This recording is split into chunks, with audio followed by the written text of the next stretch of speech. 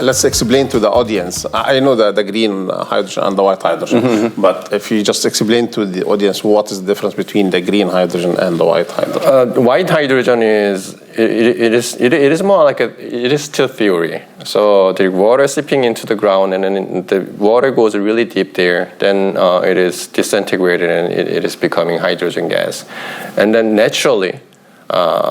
The hydrogen gas is produced because of this nuclear reaction very deep in underground. So as a result, hydrogen gas is coming from the ground. And then there are a couple of locations, one in France, one in Africa, where they found the hydrogen gas is coming, just like petroleum is coming from the ground. So that is the definition of a white hydrogen.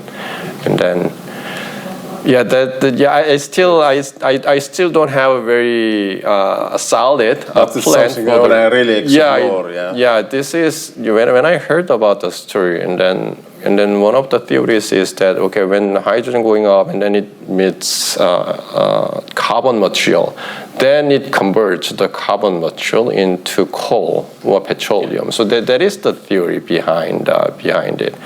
So and then the amount of hydrogen production, of course, it is theoretical calculation. It is tremendous amount of hydrogen gas, and then if of course it may not be within the boundary of environmental engineering or water. Of course, it is not definitely water and wastewater treatment area, but. That is something that I'm very interested in these days. So.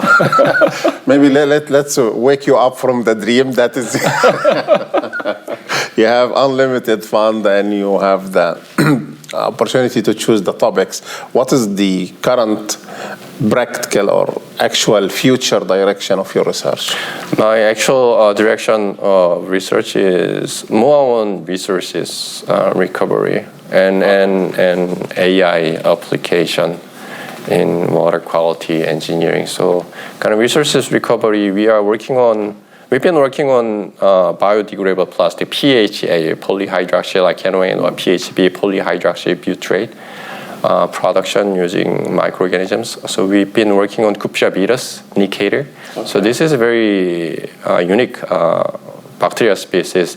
They can use carbon source, CO2 as carbon source, so the autotrophs. At the same time, they can also use organics as the carbon source.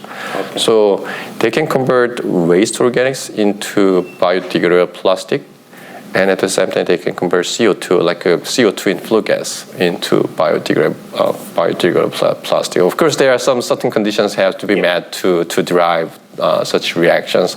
So we've been working on Cupiavirus nicator for biodegradable polymer production from waste organics and CO2.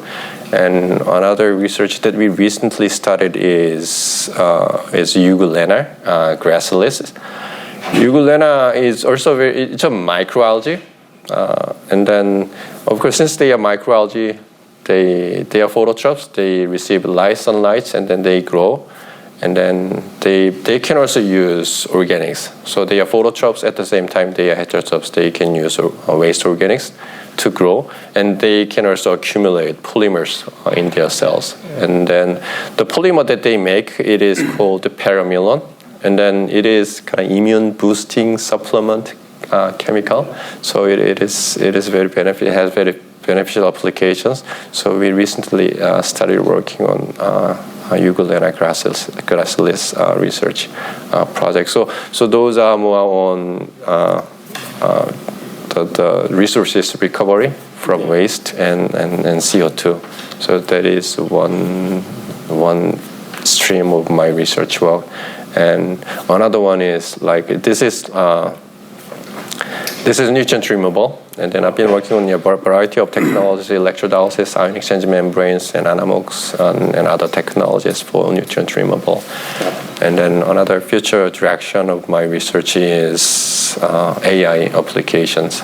So previously, I was not a big fan of artificial intelligence.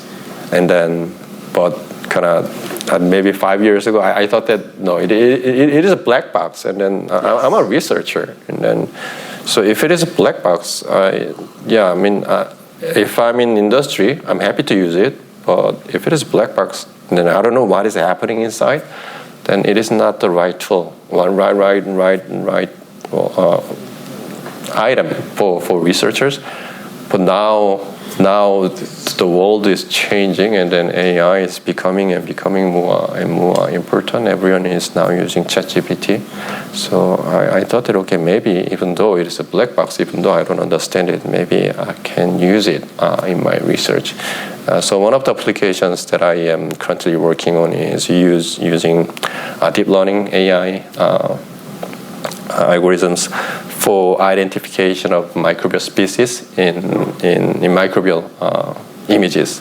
So one of the recent projects is to take a lot of microscopic images in secondary clarifiers or in bioreactors, and then we figure out how much of the cells are flock-forming bacteria and filamentous bacteria, so that we can correlate the results with sludge bulking index or sludge bulking problems.